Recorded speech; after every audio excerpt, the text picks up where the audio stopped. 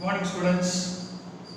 So till now, I think you will be able to have a very good idea about law of contract, the Sale of Goods Act, the initial part which we discussed about the term sales, essential conditions of the term sale, the sale and agreement to sell, those kind of steps. Right? Next is we will be moving to the next important topic, which is goods category, chapter number 2, the Sale of Goods Act. Goods category, chapter number 2. What is the goods category that we actually deal with? When we say Sale of Goods Act, there is essentially a need for certain goods. What is a goods? Goods become the subject matter of the contract of sale. What is the subject matter again? That which forms the crux of the contract of sale, without which there cannot be any sale. It is actually the very important element in the contract of sale. Goods is very important element in the contract of sale. Element means the crux, the very purpose, the subject matter, etc. Right? So whenever when we talk about the term goods, it has to be of some form or the other. Then only we can categorize the term goods and we can make them accessible, or we make them a subject matter, or we make them a property that will be categorized as a basic criteria becoming eligible for the Sale of Goods Act 1930. When we say Sale of Goods Act 1930, the term goods, how are we interpreting? What is interpretation? Interpretation means the way we actually take, the way we actually assimilate, the way we actually undertake, or we actually try to assimilate the concept into our mind. That is called interpretation. When you say interpretation, it is nothing but you are trying to assimilate the concept, understand the concept of the goods, and make also others understand about the concept of goods. So this interpretation is primarily how we actually analyze, take into the meaning of the term goods, and how we actually interpret, how we actually take the goods as per our own opinion or self-owned advice. Right? It is actually goods which forms subject matter of the contract. As I said, goods is the primary crux or the element of the contract. Without that, there cannot be any contract of sale. When you say goods, Sale of Goods Act 1930 has tried to make a very clean definition of the term goods, though it is not clear in 100% perspective yet. It is still attempt to make the definition of the term goods. Yes, it is fine. When we say compared to the generic definitions, they have tried to cover most of the things within the term goods, and they have also tried to categorize as movable, etc. So we will slowly try to go into one by one. So the term goods, what is that they are saying? Every section starts with the definition under section 2. You can always take section 2 as a definition part. All the acts, whatever the legislation that is passed in India, that will have the starting section as section 2. Section 2 always defines the term goods here. So here the term goods is defined under section 2 of the Sale of Goods Act 1930. In this legislation, in this act, section 2 deals with goods. Every kind of movable property, what does they say? Every kind of movable property, like what I said in coercion, like what I said in undue influence.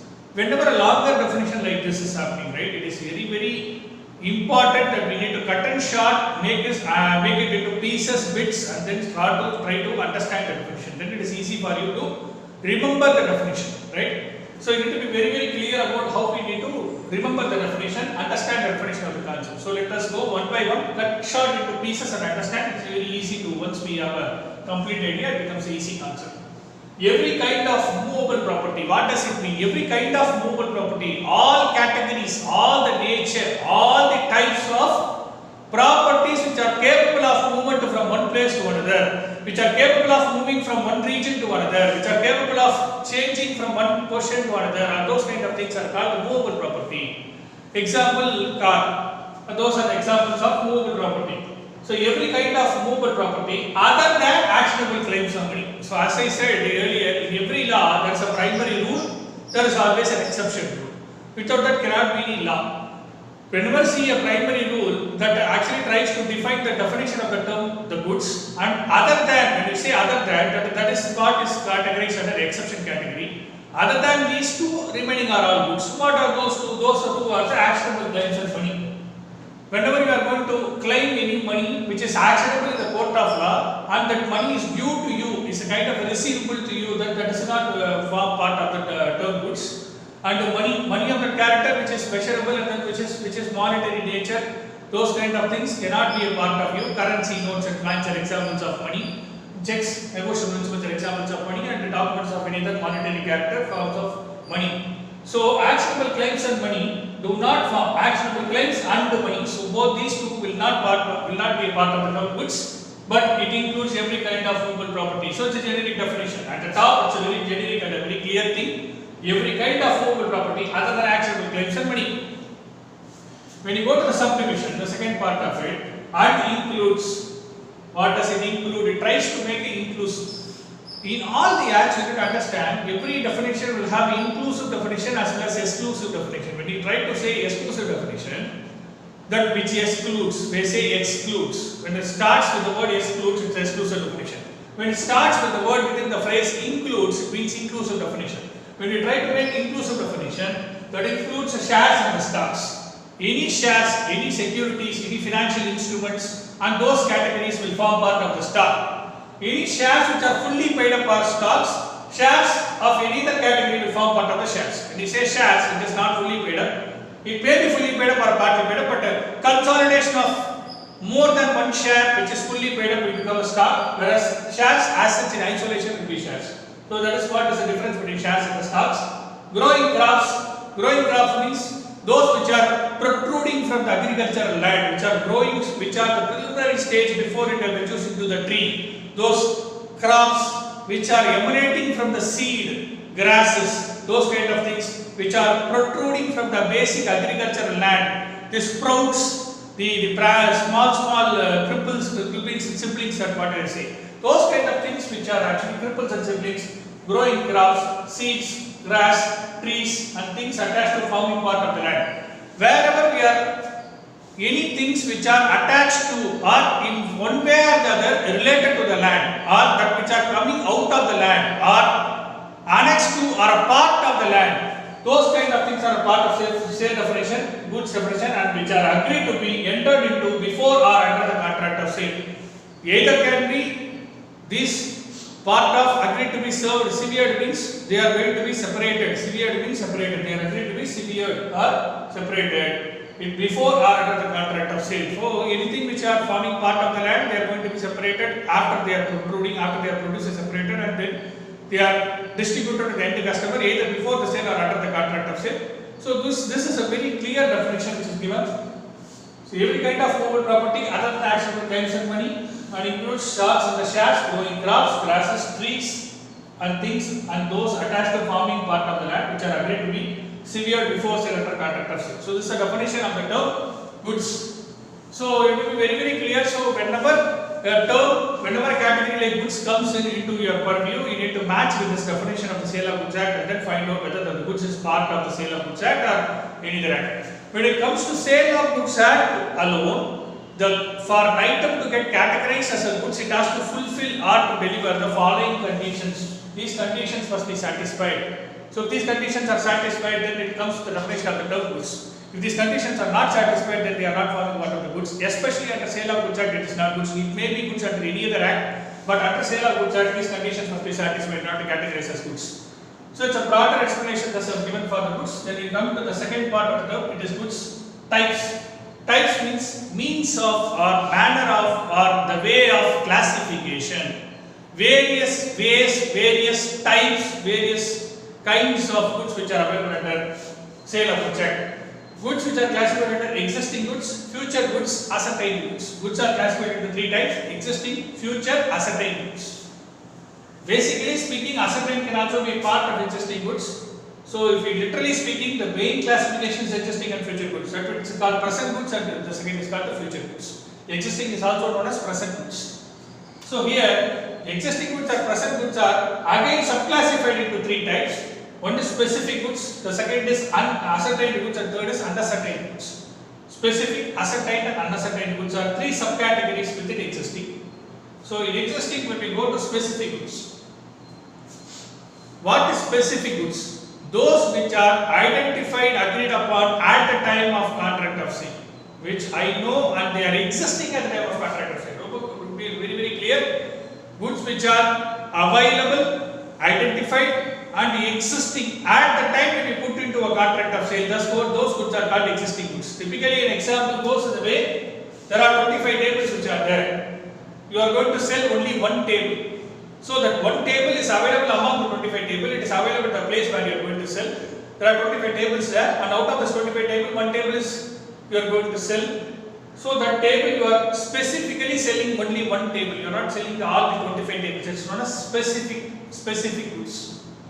So you are going to be very specific in selling the item. So specific means sale of one table. Specific means you are specifying one table. Therefore, it is said to be specific goods. You are so specific in identifying and selling one table. Therefore, it is called specific goods. Ascertained goods. What does it mean? Ascertained goods, which are identified, agreed upon in terms of quality, quantity, the nature, the characteristic, the functions, etc. as identified, agreed upon with the customer, and they are going to be sold with the customer. The ascertained goods are example is, out of 200 tables, you are going to sell out 25 selected chairs.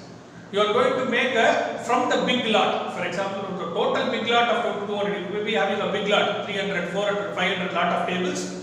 Out of that, you are going to identify 25 tables. These 25 tables are identified in peculiar with respect to characteristic features, with respect to quality, quantity, the shining element, etc. And then you are going to make the sale. So you are going to identify, agree upon with the customer, and going to sell the goods. It is called identified and ascertained goods. Unascertained goods.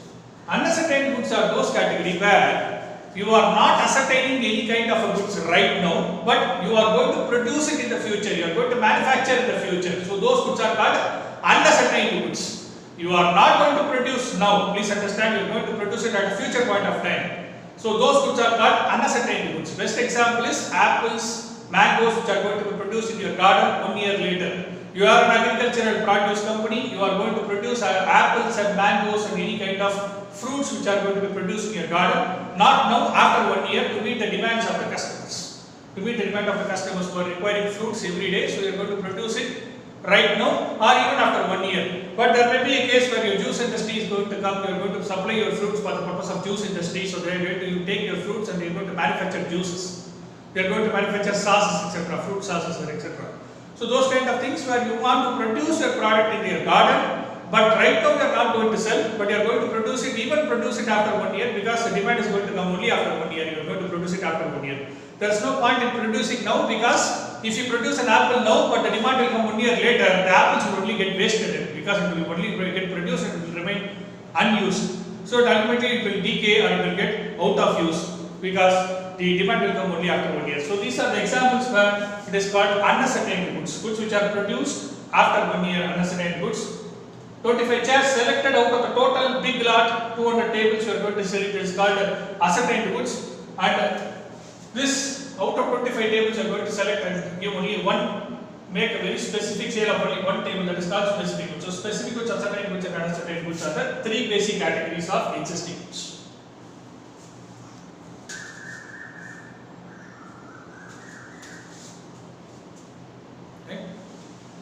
Friends, let's move to the next topic. Future goods or contingent goods. Future goods or contingent goods are those which will be acquired by the seller at a later point of time. It is not readily available for the seller to acquire it.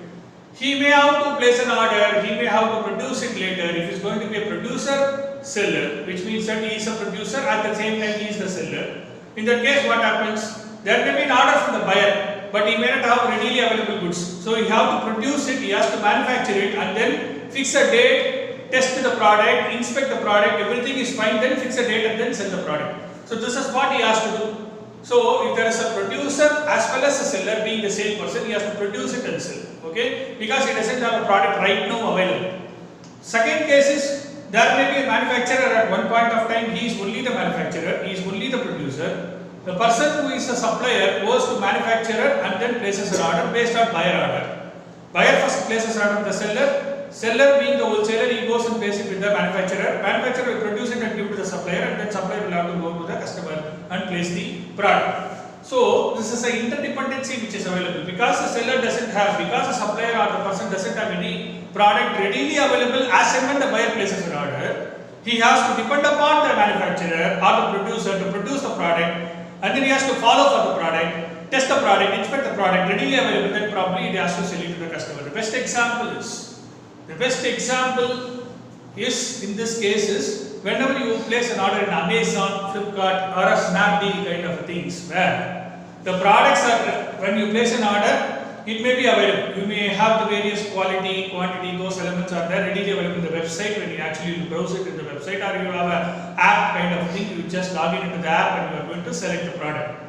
Whichever you want, whichever you like, or whichever you want to purchase, right? So when you make a selection of the product, once you submit, click on the submit button, there may be instances where the Amazon or any other person would say, sir, the product is not readily available, product is not readily deliverable. It may take 5 to 7 days to deliver because the order has to be placed with the manufacturer, like that. You will find a kind of a thing where an instruction message to the customer that your order is taken, but it will take some 5 to 7 days to deliver because we don't have product right now. We have to depend upon the manufacturer to get it done, or any other supplier where you have to place an order with another supplier to get you the product.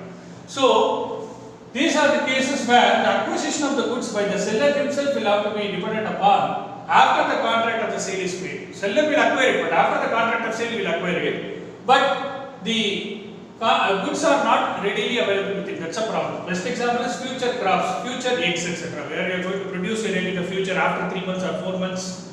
You are going to put a egg farm. You are going to produce a crop farm. So you have to produce your crop, you have to produce your grasses, etc. for meeting the future needs of the customers or agricultural customers, or even eggs you are going to produce for meeting the future poultry farm needs, etc. In that case, the best example is future goods, where you are going to produce it, or you are going to produce it after 1 month, or the seller is going to acquire it after contract of sale. But right now goods are not available. Even at a future point of time, they will be acquired. So this is called future goods or contingent goods. So present goods and future goods are the two classification. Present we discussed, it is divided into three categories. One is specific, ascertained and unascertained goods. And the future goods are also known as contingent goods, is the second category where we discuss with the help of an example right now. Right? Clear? Then we are going to discuss about the concept, doctrine of caveat emptor. What does it mean, caveat emptor? Caveat emptor means let the buyers be aware. Let the buyers beware. We call this let the buyers be aware. What does it mean, let the buyers be aware? For example, if I am going to buy a product, I may go to a particular electronic shop. Right now, the musical equipments like iPods or MP3 players are very popular. Everybody is stressed in their life. So every student or every person, even a person who is an office-going person or any other adult person or any person who is doing some kind of business or etc. Right? Every people in this world will be stressed at one point of time. So they want to hear music, they want to hear good devotional music or any Carnatic music or normal cinema songs, etc. They want to, for example, a particular buyer wants to go and purchase a MP3 player just to relax himself. He wants to hear some good songs, melody songs, good kind of a melody kind of a song, so that he will get relaxed. He goes to the shop, he buys an MP3 player. MP3 player is worth around 18,000 or 20,000. He wants to buy a very good quality MP3 player, maybe a Transcend or a Philips kind of a player, where Philips or Transcend is a very good company, branded company. You are going to buy that MP3 player. But this MP3 player, what does it is going to satisfy you? Is going to give you some kind of a melodious music.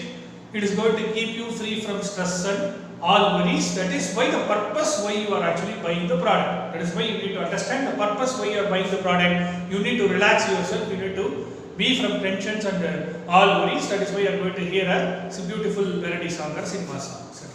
You are going to buy an MP3 player. So he goes to the shop and he actually places an order for the MP3 player, and the shopkeeper goes inside the shop. He is going to find out what is the product that is available. He takes 3 or 4 products as a sample, comes near the table and he places it. The supplier, the buyer actually what happens is he has to choose the product whichever is good. Whichever is good. How does he do so? The buyer must take responsibility for this, because he is the person who wants the product, and just for his tension removal or for his own purpose he is going to buy the product. How he has to ensure that the product is of good quality? How can he ensure? He can ask by putting a sample battery into the MP3 player, and then he can actually ask him to download a small song. It is possible, or otherwise, if there is any FM player which is available, he can actually put a battery into that, ask the shopkeeper to on the FM player, and then see whether the quality is good, whether the sound is effects is good, the song is coming out nicely. Those kind of things will help the buyer to just satisfy himself that the product which he is actually buying will serve his purpose, will serve the ultimate purpose of buying the product.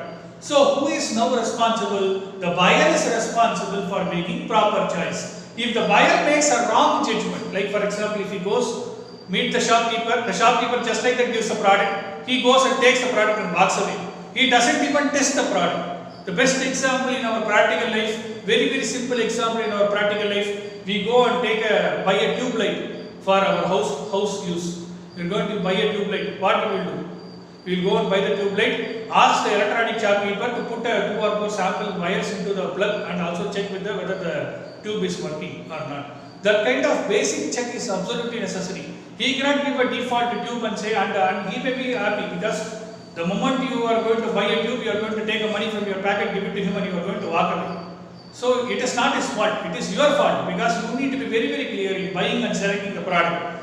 If you make a default, if you make a mistake in your judgment means if you are making a wrong purchase, you must be responsible, seller is not responsible. So the law fixes responsibility on the buyer, and that is why it is called the law of caveat emptor, which means let the buyers be aware. So here, the buyer has to satisfy himself about the quality, goods, quantity, etc.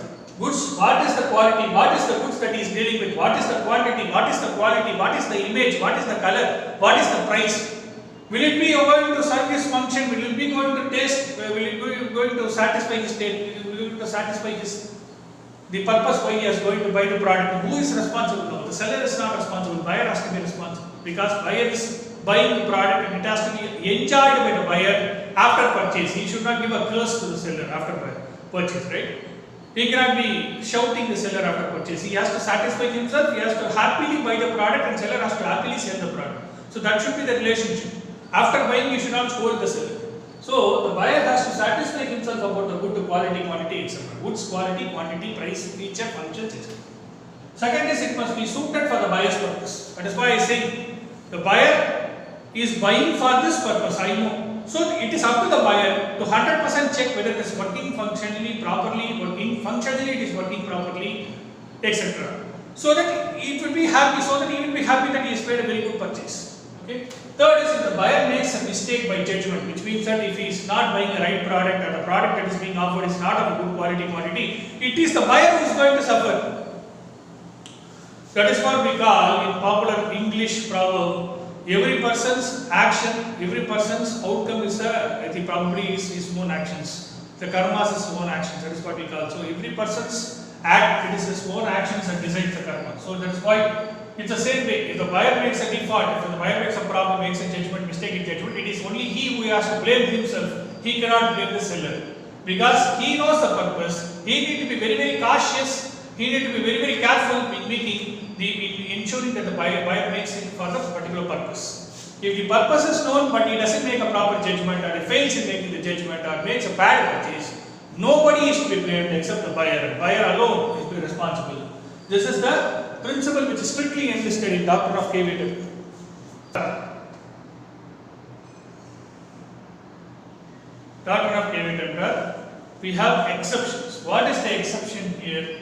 You need to be very clear in understanding the exceptions. Every rule, as I said, every law will have a mean rule as well as there is a sub rule, or we also call as an exception. That is, which makes totally opposite ruling to the main rule. That is called exception rule. In exception rule, what it says that seller is liable. Seller is now becoming responsible under the doctrine of caveat emptor. Now seller is responsible. At all these times we are discussing about buyer. Buyer alone is responsible for making wrong judgments and choices. Buyer is responsible for making the goods for which the purpose for which the goods are being bought. Buyer has to make a proper and a very clear inspection, be cautious, more careful in buying the goods. This is what we discussed about the principles in caveat emptor, buyer responsibility. Buyer alone. Whereas exception category, seller is now responsible under doctrine of caveat emptor. Seller is liable and not the buyer. Seller is responsible. What are the circumstances? There are 4 circumstances seller is responsible. Buyer makes a purpose known to the seller. For example, if the buyer makes a purpose known to the seller has to sell only the goods meeting that purpose. He cannot sell the goods which are not meant for that purpose. For example, if the buyer has a house, a birthday ceremony of his son or a daughter, of his or her son or daughter, he is going to have a birthday ceremony at house. What is happening?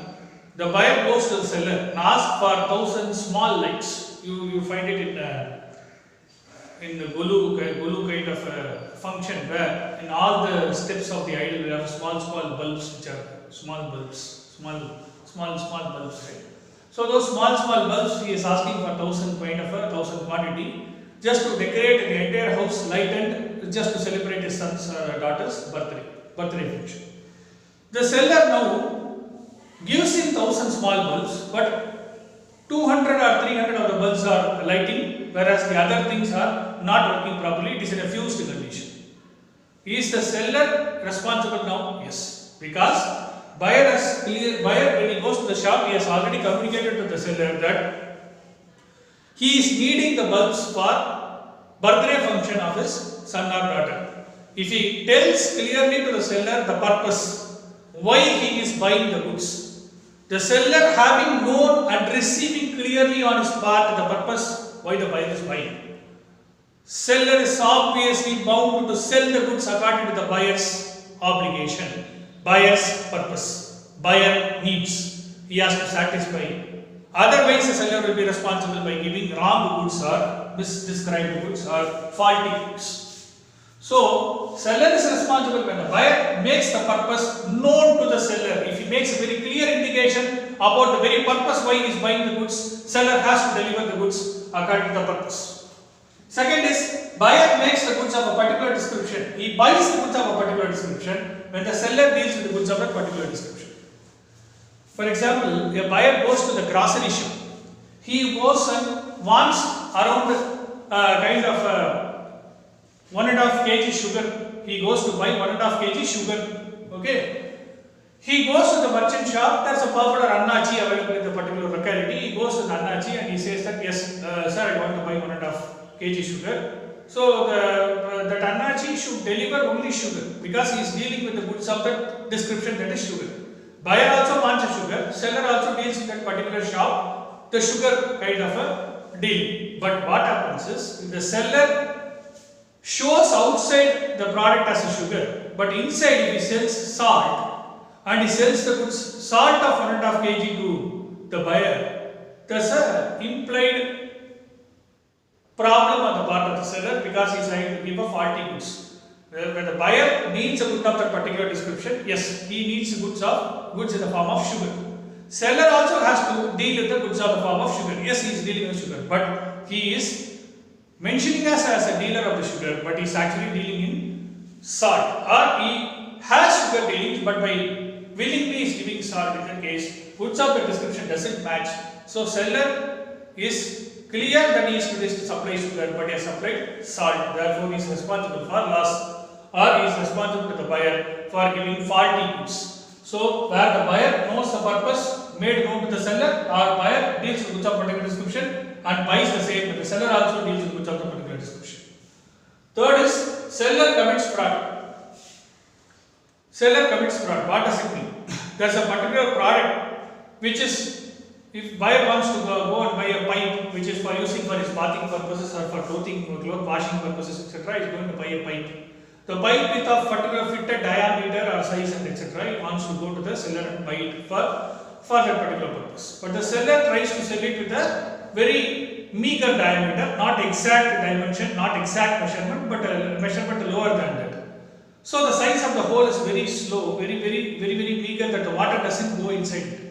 What happens is, the pipe is not now fitted for buyer's purpose because he clearly told that this particular pipe, I need this hole, so much of dimension is there, I need to use the pipe for washing clothing purposes, the water has to flush through it and it has to be coming outside and we have to use the water for clothing and washing purpose. But from the tank to the washing purpose, the pipe has to be connected so that the flow of water is very serious. very seriously flowing and very continuously flowing, those kind of ships. But the problem is seller has given a pipe, but it's of very meager diameter, not exact dimension, not exact measurements the buyer has told. Therefore, he is said to have committed fraud. Having known that, he has given a very bad and a faulty product which doesn't satisfy the buyer purpose. So, he has committed fraud. So, the case seller is responsible. Wholesomeness, foods for home consumption. What does it mean, foods for home consumption? I am going to use the foods for home consumption purpose. It has to meet it only for that particular purpose. If I am going to buy a product which is wholesome, means ideally it is fulfilling my home needs. I am going to buy a Sabina, I am going to buy a Vim, I am going to use it for vessel cleaning purposes. If I am going to buy a Vim soap, but when I open the soap bursted, or the soap doesn't function properly, or it is a case where the soap is available, I am taking the soap, using it for vessel cleaning, but my hands are boiled, lots of disease kind of thing happens. What does it mean? Which means that the soap is not serving the purpose. Soap is of a bad quality. Soap is of a bad feature. It doesn't function properly. Or even if I take the soap from the seller, but the soap doesn't produce any kind of bubbles, we also call moray. Those kind of things are not possible. So in that case, it is not functioning properly. From functionality aspect, it is not meeting the wholesome needs. In that case, these are the cases where seller will be responsible, because seller should also try to sell proper quality goods. He cannot always escape liability by selling defective goods and take everything on the buyer side, put everything on the buyer side, making buyer responsible. Seller cannot always escape liability. Seller, being the seller of the goods, seller of the products, he has to ensure that he has to sell a very good quality. The main purpose of selling good quality is that people in that locality will come in for repeat purchase with him, so that his image and reputation brand in that locality will go up, and he will actually be a very good seller in the locality. That is the very purpose. As a business dealer, as a seller, he has to ensure that he has to get a good name in the midst of the public. He has to put a good name in the midst of the immediate locality which he is doing his business. At the same time, he has to be genuine and self to himself. To himself, he has to be a good person by selling good quality of the products. He cannot just like give a false advertisement. He cannot just like give a faulty products or in dangerous product which is going to create a harm or a danger or even death to the customer.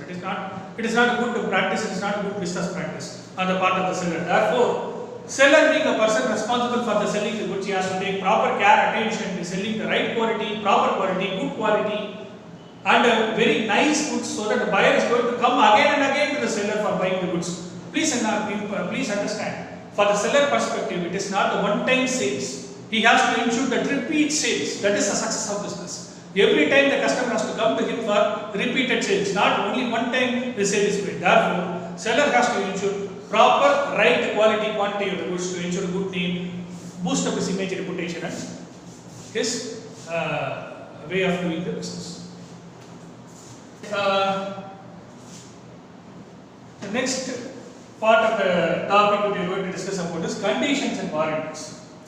Very important theory question when it comes to the foundation part of it, as well as for the intermediate students as well. Very important topic in sale of goods act is condition and warranty. What does it mean, condition? Condition means a stipulation. Stipulation means a representation in the contract with reference to the goods which are subject thereof. So, goods forms the subject matter of the contract, as I have already told, goods form the subject matter of the contract. So, with reference to the goods, you are making a condition. You are making a representation with reference to the goods. That is called a condition. Please understand, a representation in the contract with reference or with particular identification to the goods that you are making, that statement is called condition. Best example is for a car, engine is a condition. Because in a car without engine, nothing is going to run. For a car, engine is a primary condition. Seller will say that engine and the car is a good condition, which means that engine has to be in good condition, without which buyer is not going to purchase at all. Okay? It is the main purpose of the contract. It is essential to the fulfillment of the main purpose of the contract. That is what is meant. It is essential to the fulfillment of the main purpose of the contract. Best example is for a car. Seller saying engine is in good working condition. So this is the primary condition. Without this condition, everything others is totally absolute waste. Condition is a primary thing, a representation or statement with reference to the goods being the subject matter of the contract, or in particular identification to the goods being the subject matter of the contract. That representation or statement made with reference to the goods is called the condition. The condition is essential purpose or the main purpose of the contract. For car, seller saying engine is a good working condition. This is the best example for condition. Conditions are warranties. Whenever we say condition or a warranty, what is warranty? Warranty is always secondary to the condition. It is supplementary to the condition. That which supplements, that which holds, that which supports the condition is called warranty. The best example is sales and services. Sales of computer is a condition, whereas services of computer parts, accessories is a warranty. Because you are going to give a warranty for the sales, that is a good sale. You are going to assure that the sale is a good sale. But at the same time, if there is any fault or repair within that stipulated guarantee period, you will be going to give him warranty and support services to ensure, make sure that the sale is a good sale. Which means that you are going to support the sale as a condition by issuing warranty statements, and those warranty will be primarily to support the sales services. Warranties are collateral to the main purpose of the contract. Please note, they are collateral means they are incidental, they are additional, they are supplementary to the main purpose of the contract. That is not main purpose, it is only supplementary. The same example we can take for car. For a car, audio player, video player. Okay, those are the warranty kind of thing. We are just going to hear your songs, enjoying while riding, etc. So this is primarily a video fixation of audio player, media player, video player. In certain cars, they even fix a small TV at the top, so people at the back will just watch the TV and go along with the car. Right? These are all those things which are actually supplementary, or even a car repair services can be a warranty. So warranties are those which are supplementary to the main purpose of the contract, whereas condition is anything which is essential to the main purpose of the contract, and it is the main purpose of the contract. Whereas warranty is only supplementary, or that which supports the main purpose is called the warranty. So conditions and warranty can be expressed or implied. It can be written terms, or it can be through behavior, conduct, or in either mode. So it can be expressed or implied. Condition. As we say, they are divided into 7 types. 7 conditions which are given under the Sale of Goods Act. Conditions as to title, that which represents ownership of the goods, that is called title. Second is description. What is description? The goods are of that particular nature, the goods are of that particular structure, the goods are of that particular category, that is what is called a description. For example, goods are of sugar, goods are of salt, goods are of eatable quantity, goods are of washable quantity. What is the category? Eatable, washable, drinking, those kind of category, right? Category wise classification, called description.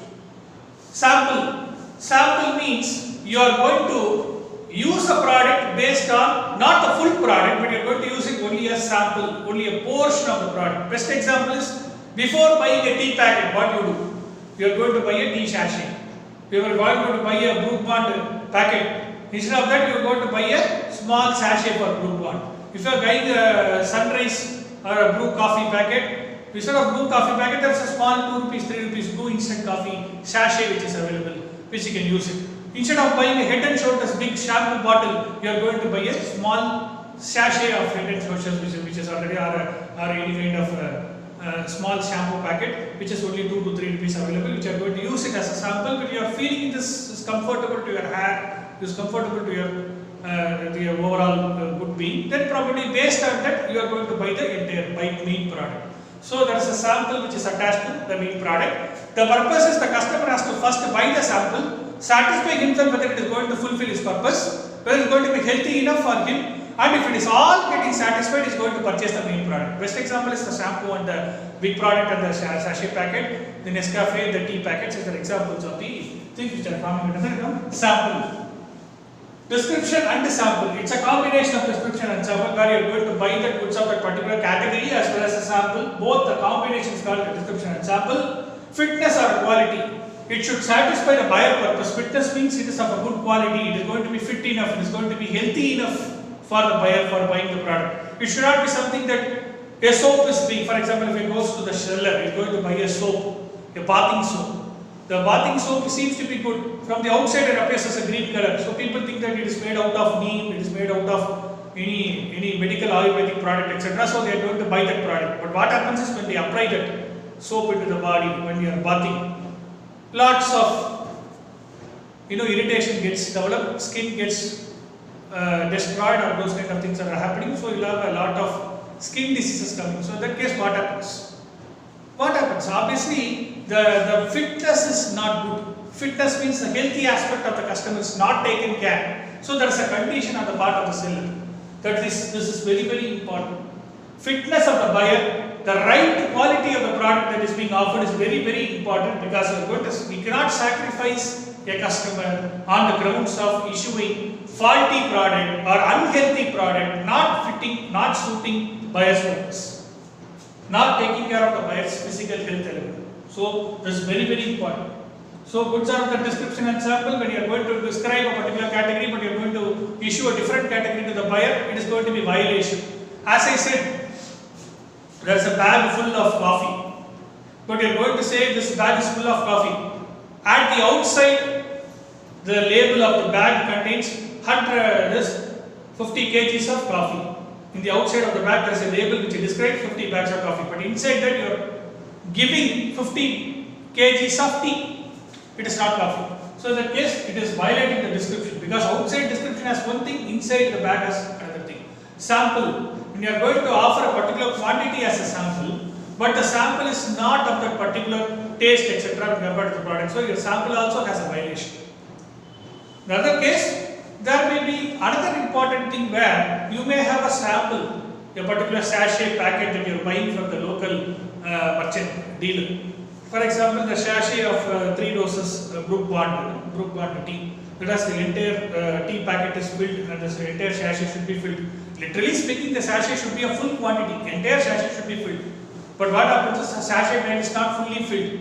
It is saying 5 rupees outside the sachet packet, but inside that, when you open the sachet, when you break open the sachet packet, tear open the sachet packet, it will be only half of that sachet. It is not a full sachet packet. So in that case, your sachet, what is being offered as a sample, it is not full, it is not wholesome, it is only a fraudulent part of it, because it is not full bag of the sachet, it is only a partial bag of the sachet, it is kind of a fraud which is committed to the seller. So samples wise and description wise or a combination wise, it is not satisfying the buyer's purpose. Fitness or quality, which is not taking into element the buyer's health aspect, physical element aspect. So in that case, you are trying to violate it. You are not going to give a good quality product, so that buyer is going to suffer. The product offered is not of a good quality. In that case, it is, if the buyer is going to suffer, thus that is a basic condition. Fitness and buyer's purpose is very important. Then description and sample, description, ownership. The title of the person offering the goods for the sale should be the proper, genuine title. That is very, very important. The first point.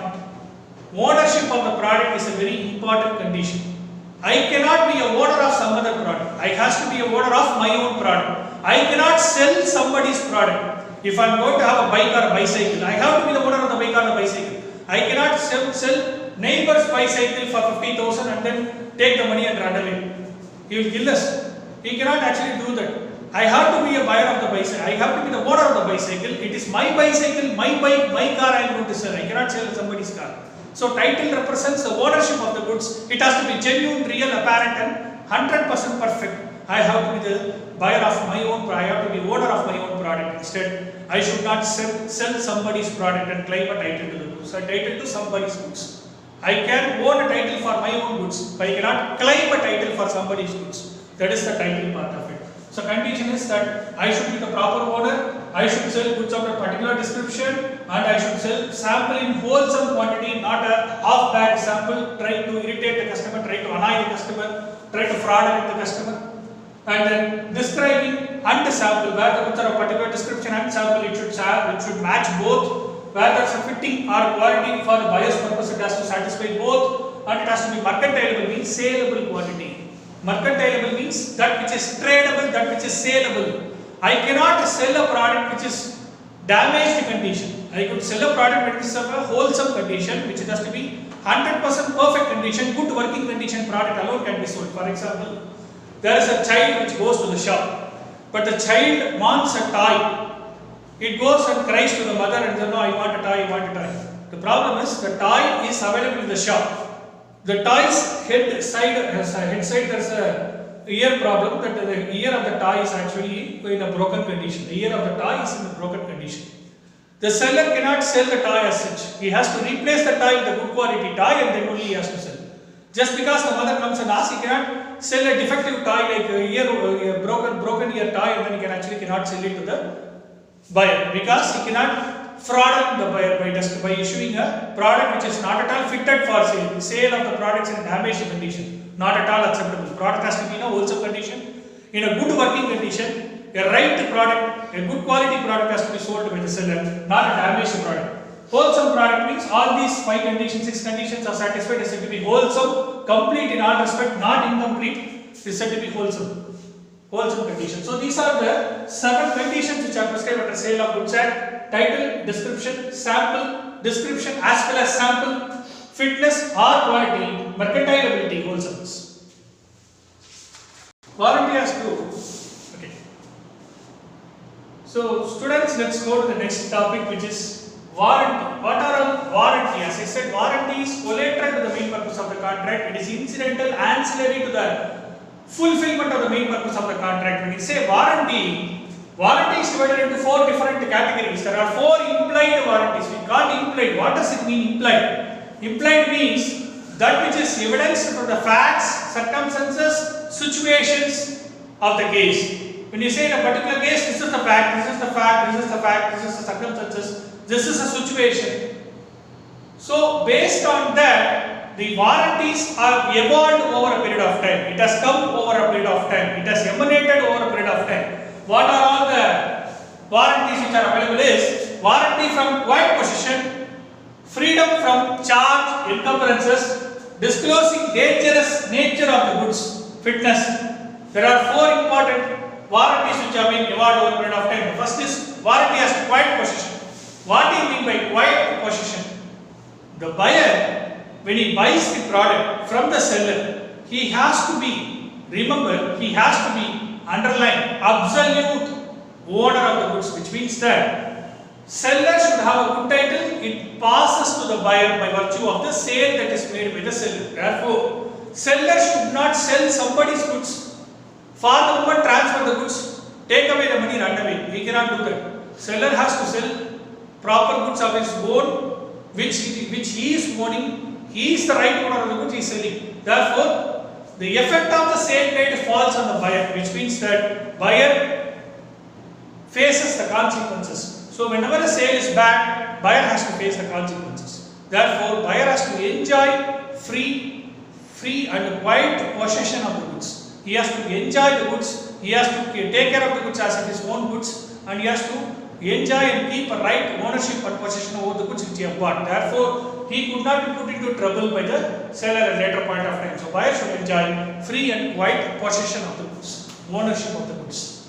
Second is freedom from charge and encumbrances, which means that whenever the buyer is buying the goods which he is buying should be free from charge and encumbrance. For example, if A being the owner of the property or a building, it is already mortgaged in favor of some mortgager or money lender, where A is mortgaged his property already. But the problem is, the money lender says that the money is not paid, therefore he is going to take away the property of the A. But later point of time, in between what is happening, A suddenly sells the mortgage property, having known it is mortgage property, but he has sold the mortgage property to B, takes away the money, settles the property, takes away the money and runs away. He doesn't settle the mortgage, but he runs away. Mortgager now comes and asks the buyer, who are you asked to buy the property? Because the property is already mortgaged in my side, money lender. Who are you going to, why have you bought the property? So in that case, buyer is put into a problem, because buyer has now bought a mortgaged property, already a property that is mortgaged in some other money lender's favor. He has now bought it. Even though he doesn't know that fact, but the buyer will be responsible. Since he has bought the product, the money lender will come and ask the buyer, now it is a mortgage property, now that you have bought it, pay me the mortgage amount because seller is not available, I have to ask him. So the buyer will be responsible. So he has to ensure that wherever he is buying, the product which he is buying, property, any other product which he is buying should be free from charge, mortgage and encumbrances. Any kind of outside loan, pledge, those things should not be available in the product. He has to take Give sufficient care, caution, and investigate the product. Check whether the product is going to be free from all these charges, outside lending, pledging, etc. Product is absolutely free from all these charges. He knows he is going to acquire in good faith and the product is going to be free from all charge. He can go ahead and buy the product, but he has to make a preliminary investigation into all these cases and find out whether the product is free from charges and outside money lending, those kind of things. Disclosing dangerous nature of the products. Now another point of it is the seller has to be very, very clear in disclosing the dangerous nature of the product. For example, I take the same example. The mother goes and asks the seller that a toy is needed for her baby. The baby needs a toy for playing. She just keeps on playing the toy. But the seller has to, in that case, the buyer having told that the toy is needed for the baby's playing purpose, seller has to sell the right quantity of the toy, the right quality of the toy. The seller cannot give a bad toy and put the buyer into the problem. The buyer means I let the buyer, mother or any other child of the mother, whoever it is. But the problem is, now the seller sells a toy. The toy has a top portion as well as the body portion and the leg portion. The top portion, that is the head of the toy, contains certain acid, burning acid, which is supposed to be sold along with the toy, but fortunately or unfortunately or the other, the seller doesn't take proper care of it. He tried without removing the acid portion, that is the vinegar portion at the top of the toy. He has sold the toy to the mother of the child. The mother has bought the toy and the child was playing one day in the afternoon. The toy was bursted and the acid fell into the eyes of the child and the child's eyes were burnt and the mother filed the case against the seller and she was able to succeed in the case. Seller, having known that the toy head portion of the toy has an acid element, he should take steps to remove the acid from the toy and then sell the product. But seller doesn't know that fact and he is simply, and seller having known that fact and he knows that fact but still he has sold the product. In that case, seller is responsible for the damages caused to the child. So the seller also paid the compensation to the mother for meeting the surgery expenses of entirely replacing the face of the child. So this was a popular case in Bangalore. Next is fitness for buyer's purpose. Fitness for buyer's purposes, when I already told, the warranties on the part of the seller to meet the fitness or the buying needs of the buyer. Needs, wishes, the priorities of the buyer has to be met, has to be 100% solved by the seller. Otherwise, there is no point in selling goods on the part of the seller. The seller has to meet the buyer needs, buyer fitness purpose. Otherwise, sale is of no use. So these are the various 4 warranties which are available. Warranty as to quiet possession, warranty for freedom from charge and encumbrances, disclosing dangerous nature of the goods and fitness for buyer's purpose. These are the 4 important points which you need to remember as a part of your notes. Thank you, students.